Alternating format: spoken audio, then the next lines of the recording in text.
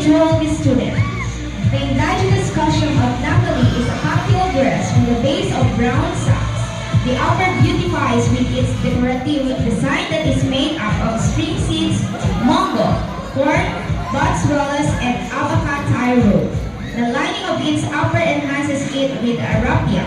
The cocktail looks elegant with its details that is enriched with dried pampas grass, corn, and steamed beans. Her headdress has a base of salakot and has been weaved with a carton box and magnified with a pampas grass, corn, and